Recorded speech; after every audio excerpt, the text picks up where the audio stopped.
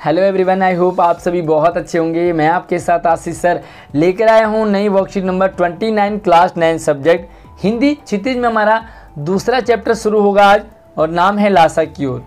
ये चैप्टर राहुल सांकृत्यायन जी द्वारा लिखा गया एक यात्रा वृत्तांत है, यानी कि राहुल सांकृत्यायन जी ने तिब्बत की यात्रा की और यात्रा के दौरान उन्हें क्या एक्सपीरियंस हुआ, वहाँ की भौगोलिक स्थिति कैसी है, वहाँ के लोग कैसे हैं, वहाँ रीति रिवाज, मान्यताएं, परंपराएं, सारी बातें उन्होंने बड़ी इंटरेस्टिंग वे में हमें बताई है।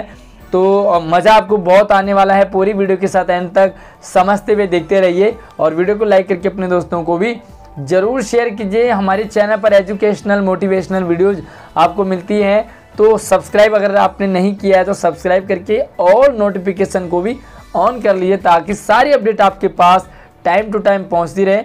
और लाइव क्लास भी हम आपके लिए जल्दी ही लेके आने वाले हैं। आई थिंक सैटरडे संडे को होगा, तो आप मुझे कमेंट कर सकते हैं कि सैटरडे या संडे कौन सा टाइम आपके लिए बेस्ट रहेगा। तो चलिए शुरू करते हैं ल्हासा की ओर। ये यात्रा वृत्तांत है। वह नेपाल से तिब्बत जाने का मुख्य रास्ता है। जिस रास्ते से राहुल सांकृत्यायन जी जाते हैं वह नेपाल से तिब्बत जाने का मेन रास्ता है। फरी कलिम्पोंग का रास्ता जब नहीं खुला था तो नेपाल ही नहीं, हिंदुस्तान की सभी चीज़ें इसी रास्ते यानी कि तिब्बत आया जाया करती थी। जब एक दूसरा रास्ता है तिब्बत जाने के लिए, लेकिन वो रास्ता नहीं खुला था, तो तब तक इसी रास्ते से आना जाना रहता था। जो भी व्यापारिक काम होते थे सारे होते थे। यह रास्ता व्यापारिक ही नहीं, यानी कि जो भी इंपोर्ट और एक्सपोर्ट होते थे इस रास्ते से, सिर्फ व्यापारिक ही नहीं बल्कि यह सैनिक रास्ता भी था। सैनिक यानी कि सेना क्यों, आखिर यहाँ पे इससे सैनिक रास्ता क्यों कहा? देखो, इसीलिए इस जगह फौजी चौकियाँ और फौजियों के किले बने हुए हैं। तो देखो, फौजी चौकी है, फौजी किले हैं, तो हमें समझ में आ जाता है कि यहाँ पर फौजी रहते हैं या रह रहे होंगे। उनमें जिनमें कभी चीनी पलटन रहा करती थी। आजकल तो बहुत से फौजी मकान भाई गिर भी चुके हैं। देखो, एविडेंस मिलते हैं इतिहास में ऐसा रहा होगा, क्योंकि हमें ये चिन्ह मिलते हैं। लेकिन आज अगर वो नष्ट हो गए हैं तो हम ये कहते हैं कि किसी टाइम ऐसा रहा होगा। दुर्ग के किसी भाग में जहाँ किसानों ने अपना बसेरा बना लिया है, आज किसान रहने लगे वहाँ कुछ घर आबाद दिखाई पड़ते हैं। ऐसा ही परित्यक्त एक चीनी किला है। हम वहाँ चाय पीने के लिए ठहरे। तो लेखक बताते हैं कि भाई देखो, ये रास्ता व्यापारिक ही नहीं बल्कि सैनिक रास्ता भी है। और आजकल तो वहाँ पर किसान लोग रहते हैं और हम जिस जगह गए वहाँ एक हमें घर वर भी मिले और वहाँ हम चाय वगैरह पीने के लिए ठहरे।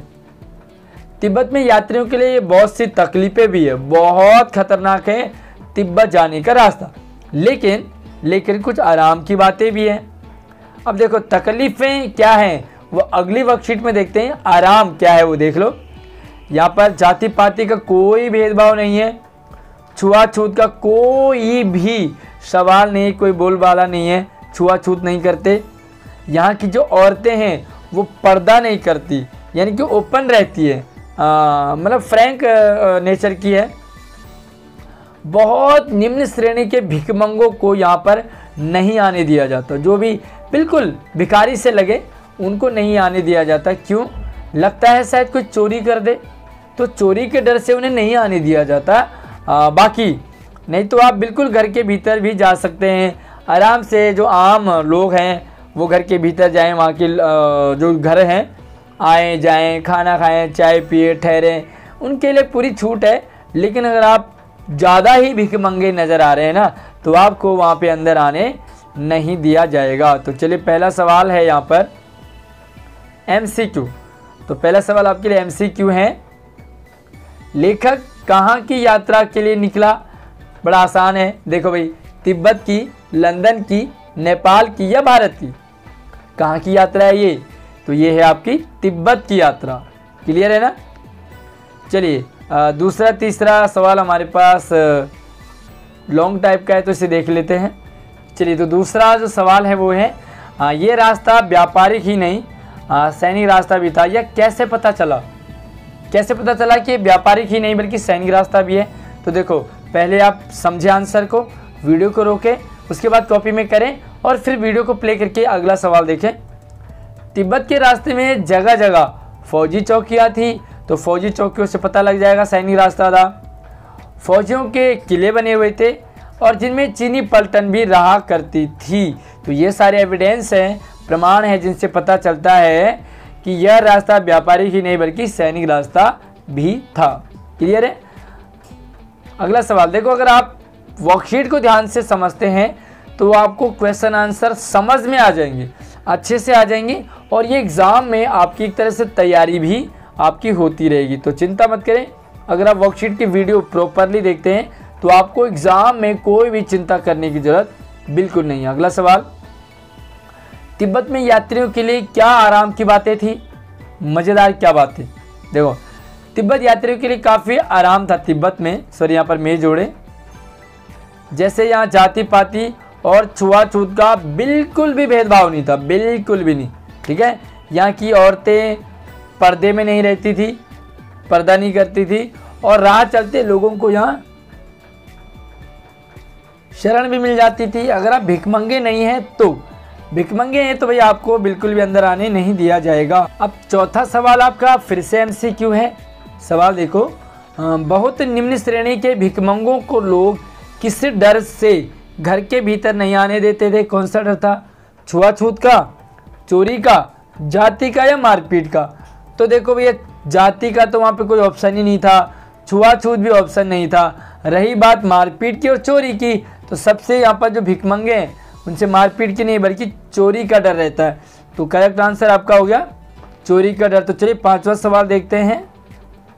पांचवा सवाल है, आपने भी कभी कोई यात्रा की होगी? जरूर की होगी, यात्रा तो करते ही रहते हैं, गांव आना जाना होता है, कहीं बाहर घूमने जाते हैं। उसमें आपने किन किन कठिनाइयों का अनुभव किया? विस्तार से लिखें, लंबा चौड़ा आंसर लिखें, अपना एक्सपीरियंस। देखिए, यहाँ पर मैं आपको अपना एक्सपीरियंस बता रहा हूँ, बट आपने ये वाला एक्सपीरियंस ना लिख करके आप अपना एक्सपीरियंस लिखेंगे। समझिए कैसे लिखना है। मेरे अपने गांव उत्तराखंड जाने का अनुभव, तो भाई मेरे तो उत्तराखंड जाने का एक्सपीरियंस है। अब आप उत्तराखंड कभी गए ही नहीं हो तो आपको ये एक्सपीरियंस काम नहीं आएगा।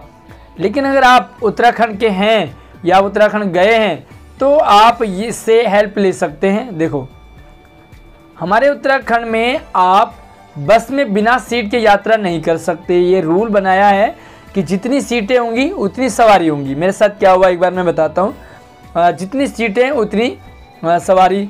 गर्मियों के दिनों में बहुत ज़्यादा भीड़ हो जाती है, बहुत ज़्यादा भीड़। सारे छुट्टियां पड़ जाती है स्कूल की, सब लोग गांव भागते हैं, शादियां होती हैं तो सब लोग गांव चले जाते हैं, बहुत ज़्यादा भीड़ होती है, जिसकी वजह से बस में जगह मिलना मुश्किल हो जाता है।